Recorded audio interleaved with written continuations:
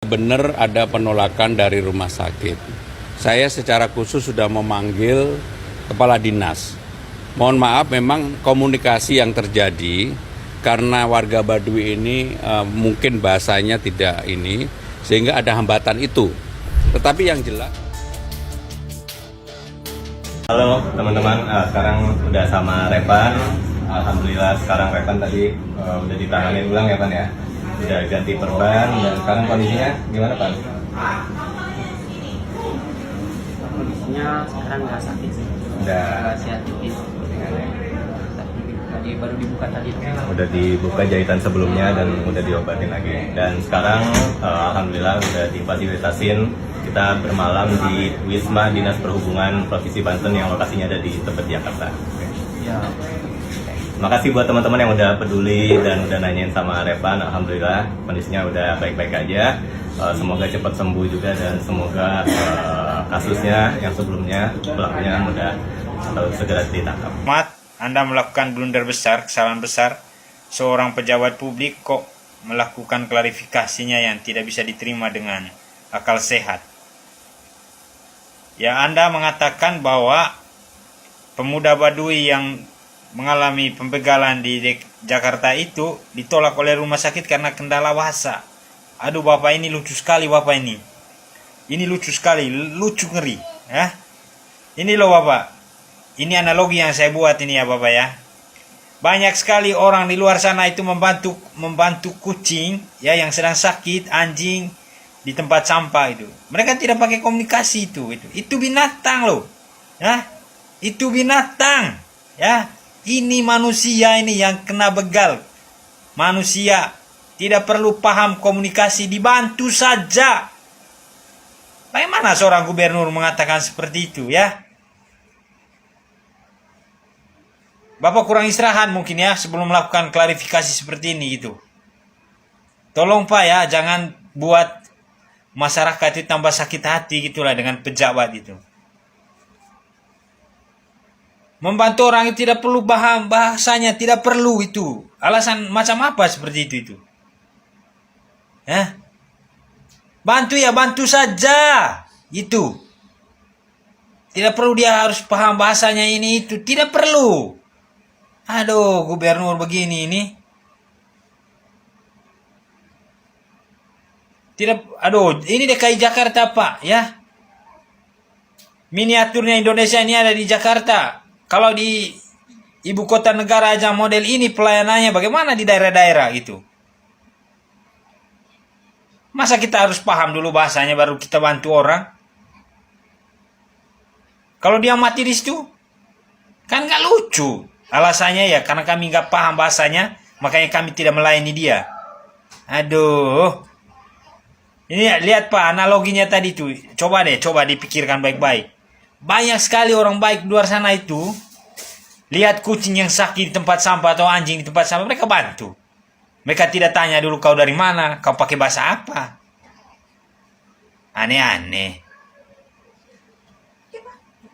Tolong Pak Gubernur, coba hal-hal gitu. Kalau sebelum tampil ke publik, dipertimbangkan baik seluruh aspek komunikasinya itu gitu ya.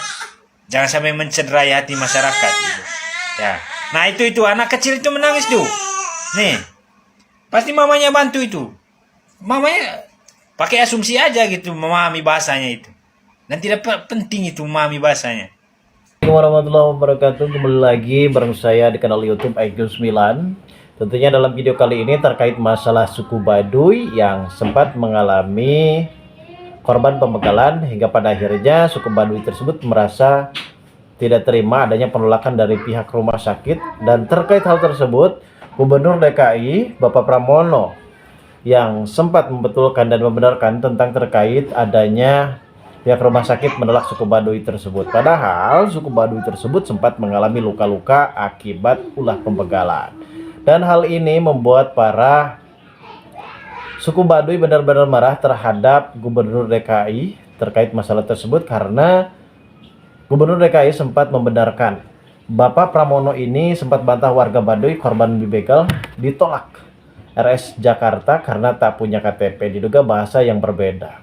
Ini hal yang cukup lebih miris sekali. Mungkin benar juga apa yang dikatakan oleh Bapak ini, antara seorang anak bayi dan juga ibu itu mereka tidak sinkron mengenai peribahasa ataupun bahasa yang benar-benar harus dikatakan. Seharusnya anak kecil bisa berkata apa yang dirasakan sakitnya tersebut, guys. Namun kali ini sepertinya Bapak Pramono malah justru suku Baduy tersebut yang berbeda bahasa.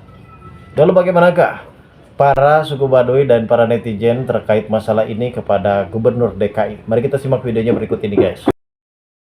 Assalamualaikum warahmatullahi wabarakatuh. Salam rahayu kami dari Sunda. Sangat miris ya melihat dan mendengar percakapan Gubernur DKI Jakarta yang seolah menyalahkan dan tidak mempercayai apa yang disampaikan oleh keluarga kami, yaitu saudara Repan dari suku Baduy Dalam, seolah-olah membantah adanya kejadian penolakan masalah rumah sakit yang ada di sekitar kejadian.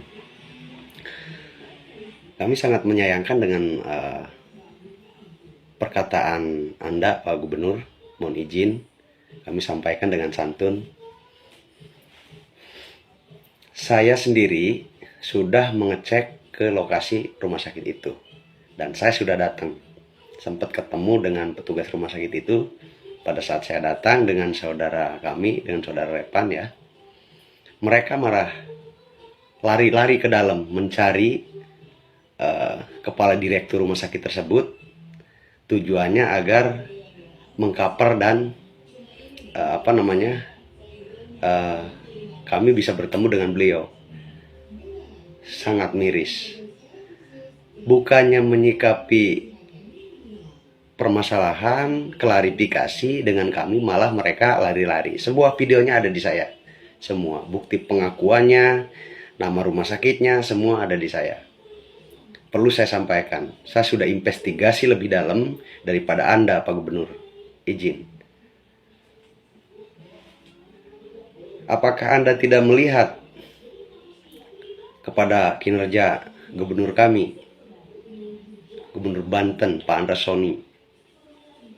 Pak Andra Soni selalu memberikan gagasan yang terbaik untuk masyarakatnya dan selalu upaya bijaksana. Menyikapi permasalahan itu dibarengi dengan ini. Ya. Jadi ketika ada permasalahan yang begitu mencuat, beliau langsung panggil kedua belah pihak. Jadi tidak simpang siur informasinya. Ya. Jadi perlu dipahami oleh Anda, Pak Gubernur DKI Jakarta. Ya. Walaupun Anda membantah di ribuan media, ribuan nasional, kebenaran tidak akan hilang begitu saja. Saya sendiri saksinya bahwa saudara Repan ditolak di rumah sakit itu. Saya sudah menyusul ke rumah sakit itu, saya sudah menyempatkan waktu 1 hari saya investigasi dengan saudara Repan, korban pembegalan atau pembacokan. Benar itu ditolak oleh pihak rumah sakit dengan alasan menanyakan identitas seperti KTP, kartu keluarga, dan lain sebagainya. Bahkan saudara Repan diarahkan ke salah satu rumah sakit yang terbesar di kota tersebut. Dan saudara Repan sempat jalan dari rumah sakit yang pertama, ya, saya izin menjelaskan. Kemudian saudara Repan setelah melihat megahnya rumah sakit yang ditunjukkan oleh oknum yang pertama menunjukkan dari pihak petugas rumah sakit yang belum kami sebutkan namanya saat ini, ya, karena melihat megahnya rumah sakit yang ditunjukkan oleh petugas tadi, saya katakan sekali lagi, sehingga Repan tidak berani masuk ke rumah sakit yang ditunjukkan oleh petugas rumah sakit atau oknum rumah sakit yang menolak itu. Nah, sehingga Repan balik lagi ke rumah sakit yang pertama yang nolak itu, ya, balik lagi. Nah, menunjukkan bahwa saya tidak berani ke rumah sakit sebesar itu masuk gitu. Saya mohon pertolongan pertama, ya, dengan tangisan Repan pada saat di sininya darah masih bercucuran ke seluruh badan, sehingga oknum petugas rumah sakit itu memberikan pembalutan di tangan Repan. Dan dia diarahkan untuk pulang, jangan berjualan lagi, bahasanya dari pihak rumah sakit itu. Nah, hanya memberikan balut saja, gitu. Tidak dibersihkan, tidak ditolong pertama, tidak. Saya sendiri saksinya menyaksikan pada saat klarifikasi kemarin investigasi itu, Repan menunjukkan secara jelas, secara gamblang rumah sakitnya, TKP-nya, lokasinya sudah jelas. Bahkan pada saat saya datang ke salah satu rumah sakit itu, seolah-olah saya dikepung oleh security. Tidak dibolehkan ngambil gambar, tidak dibolehkan memvideo rumah sakit itu. Seolah-olah mereka ketakutan pada lari ke dalam, petugas rumah sakit itu, melihat kedatangan kami dengan saudara Repan. Ada apa mereka pada lari? Kalau mereka merasa benar, ya, kenapa kami harus dipertemukan dengan direktur rumah sakit itu? Karena kami datang ke situ itu hanya ingin menanyakan kebenarannya, kemudian ingin melihat rumah sakit apa, lokasinya di mana, tempatnya di mana. Tapi kenapa mereka bukannya memberikan sebuah tanggapan yang baik kepada kami selaku keluarga korban, malah mereka pada lari ke dalam. Tujuannya lari-lari itu mereka ingin melaporkan kedatangan kami ke kepala direktur rumah sakit itu. Kami tidak ada urusan dengan kepala direktur. Kami punya pertanyaan kepada petugas yang tugas pada saat itu. Kenapa tidak dilayani, tidak diterima pasien yang benar-benar kritis saat itu? Itu aja sih pertanyaannya. Kalian gak usah panik, gak usah lari-lari. Kalau kalian merasa benar, ya. Contoh tuh, Gubernur Jawa Barat, Kang Deddy Mulyadi. Salam izin, salam hormat, Pak Deddy Mulyadi. Saya sepil di sini nama Pak Deddy Mulyadi. Perlu Pak Deddy Mulyadi juga mengingatkan kepada sesama rekan kerja, walaupun beda lokasi ya, beda kewenangan, beda tugas juga. Bukan di wilayah Pak Deddy ya. Tapi saya mohon kepada Pak Deddy Mulyadi juga, tolong tuh Gubernur DKI Jakarta dikasih paham agar kerjanya yang sebenar-benarnya. Jangan sampai memicu kemarahan dari seluruh masyarakat, khususnya yang merasa orang Sunda. Saya Denesi Putra dari Banten. Kebetulan saya juga kelahiran dari suku Baduy dan masih ada ikatan keluarga dengan saudara Repan yang diduga korban pembacokan di daerah Pak Gubernur DKI Jakarta. Dari sini saja saya sudah bisa menyimpulkan bahwa Anda Pak Gubernur ya, izin, Anda belum mampu bekerja. Kenapa? Di ibu kota, tidak jauh dari kantor Anda, begal masih berkeliaran. Dan korbannya bukan hanya saudara kami, banyak, ratusan. Semua pada nge-DM ke saya, baik di TikTok, di Facebook, dan di YouTube. Semua pada bikin laporan bahwa pernah mengalami hal yang sama dengan saudara Repan. Itu. Jadi sebetulnya Anda kalau mau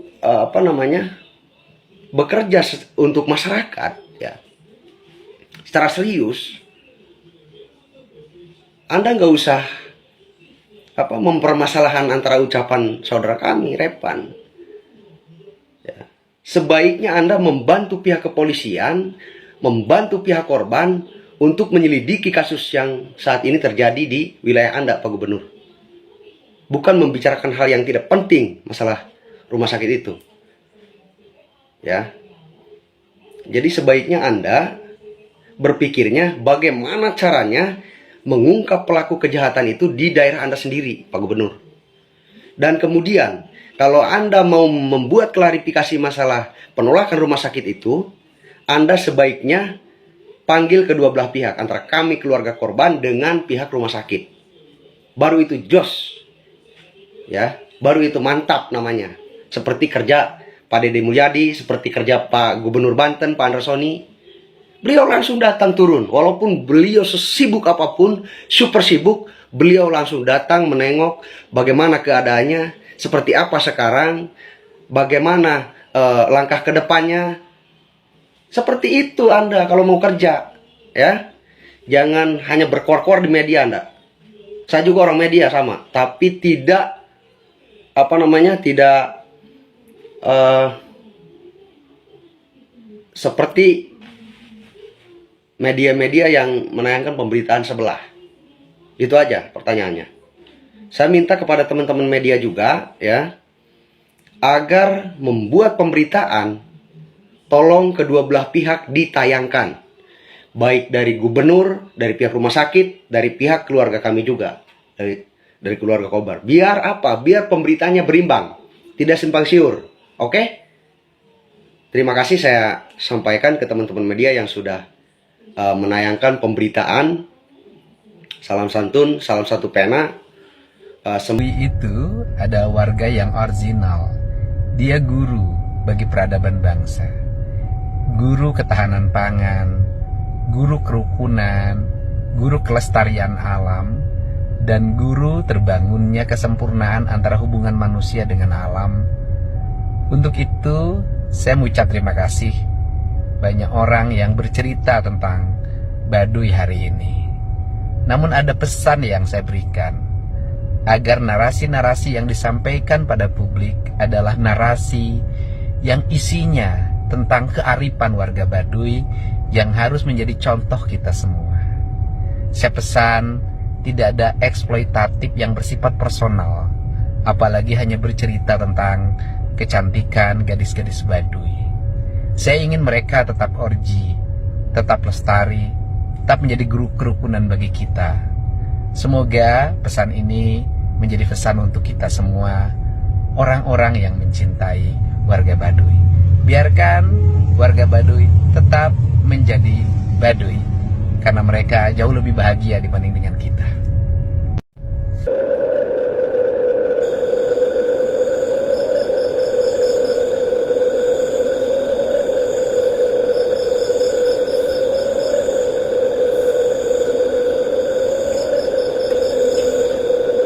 Heboh Mang, udah dengar belum? Berita apa Mang Iwan? Ada seorang remaja suku Baduy penjual madu jadi korban begal, tangannya terluka, tapi pas ke rumah sakit ditolak sama rumah sakit gara-gara katanya gak punya KTP. Oh, aduh, kasihan amat. Iya kasihan. Nah, kalau saya dipikir-pikir mah ya nih, klinik dokter hewan, semua pasiennya nggak punya KTP Mang Iwan, tapi tetap diobatin. Ya itu mau beda, kan ada orang yang bawanya, ada orang yang tanggung jawab gitu. Oh ya kalau gitu mah berarti permasalahannya bukan karena KTP atau ditolak, tapi karena tidak ada orang yang bertanggung jawab buat biaya pengobatannya. Itu berarti. Ah kalau soal itu mah gampang Mang, yang penting mah obatin aja dulu, kalau perlu mah dirawat. Nah besoknya pihak rumah sakit lapor ke polisi kalau ada korban begal yang lagi dirawat di rumah sakitnya. Dari dasar itu kan tagihannya bisa ditanggung oleh pemerintah Mang. Oh gitu ya. Iya iya tuh. Berarti berarti itu mah karena dia korban begal Mang Iwan, makanya dia ditolak. Lah kok gitu Mang? Ya karena pihak rumah sakit tidak mau terlibat lebih jauh, takutnya malah dijadikan saksi, ntar urusannya jadi panjang. Ya kan kalau urusan sama polisi mah selalu panjang Mang Iwan. Oh iya buat perpanjang SIM, perpanjang STNK gitu ya. Pinter sih Mamang, bisa punya pikiran ke situ gitu. Ah biasa itu mah, berkat ini Kopi Doraemon. Kopi Doraemon. Tapi sih dengar-dengar beritanya katanya ini kabarnya udah sampai ke gubernur Mang. Nah kita tunggu aja. Wah seru nih kalau gubernur udah tahu mah, bisa-bisa itu rumah sakit abis diomelin, abis dirujak sama gubernur. Bapak ing teh atuh. Tar dulu Mang. Jangan husnuzon dulu atuh. Nah, kok jangan husnuzon dulu? Biasanya mah orang-orang kayak gini. Mang jangan suuzon dulu gitu, bukan jangan husnuzon dulu. Gimana sih? Ya iya jangan husnuzon dulu. Ini kejadiannya bukan di Jawa Barat. Emang di mana? Ini kejadiannya di Jakarta mah, bukan di Jawa Barat. Mang Iwan. Mang Iwan dendam sama saya. Dendam gimana? Ya itu sekarang Mang Iwan ngasih beritanya sepotong-sepotong, nggak lengkap. Apa gara-gara kemarin saya ngasih berita sepotong-sepotong juga nggak lengkap? Jadi mau balas dendam gitu? Biar nanti saya salah ngasih opini, salah ngasih pendapat, terus diserang sama netizen gitu? Hah? Mang, Apa? kopi dulu. Oke. Sungguh tragis dan sangat begitu memilukan seorang anak suku Baduy yang menjadi korban begal di wilayah perbatasan Lebak, Jakarta justru mengalami nasib lebih pahit setelah ditolak mentah-mentah oleh rumah sakit di Jakarta. Korban datang dengan luka tusuk dan kehilangan banyak darah, namun bukannya diselamatkan. Pihak rumah sakit malah meminta uang muka dan identitas lengkap sebelum menanganinya. Warga sekitar yang ikut mengantar hanya bisa menangis ketika petugas Baris menolak tanpa administrasi. Ada sebuah kisah tentang warga suku Baduy yang saat itu sempat mendatangi salah satu rumah sakit dan adanya penolakan dikarenakan tidak ada yang mau bertanggung jawab. Terkait masalah ini, sepertinya keluarga dari Revan, korban pembegalan yang saat ini benar-benar merasa tidak terima dengan perlakuan pihak rumah sakit tersebut. Ada oknum-oknum yang saat ini tidak mau menolong tentang orang-orang yang saat ini sudah merasa kesakitan, dan bahkan ini korban sangat begitu darurat karena tangannya sempat berdarah karena mengalami luka bacokan dari si pelaku pembegal. Dan hal ini juga yang mungkin perlu kita usut tuntas terkait saudaranya yang tadi sempat klarifikasi masalah oknum pihak rumah sakit yang benar-benar tidak mau membantu dan bahkan menyuruh si Revan ini pergi ke salah satu rumah sakit terbesar. Mungkin oknum rumah sakit tersebut sempat melihat bahwasanya suku Baduy ini benar-benar tidak kuat untuk membayar administrasinya. Dan mungkin ini hanyalah pernyataan dan peringatan bagi kita semua guys terkait masalah warga suku Baduy yang saat ini benar-benar melimpahkan rasa emosinya kepada Gubernur DKI yang benar-benar tidak menilai institut kebenaran. Dan ini makin menjadi-jadi dan mudah-mudahan ini akan menjadi pembelajaran bagi kita semua guys. Dan kita tunggu saja sebuah adegan yang memang cukup lebih mengejutkan terkait warga suku Baduy yang benar-benar tidak terima. Oke guys, mungkin hanya ini saja video dari saya. Terima kasih bagi kalian yang sudah menonton video ini, dan bagi kalian yang baru saja bergabung dan menemukan channel ini silahkan subscribe.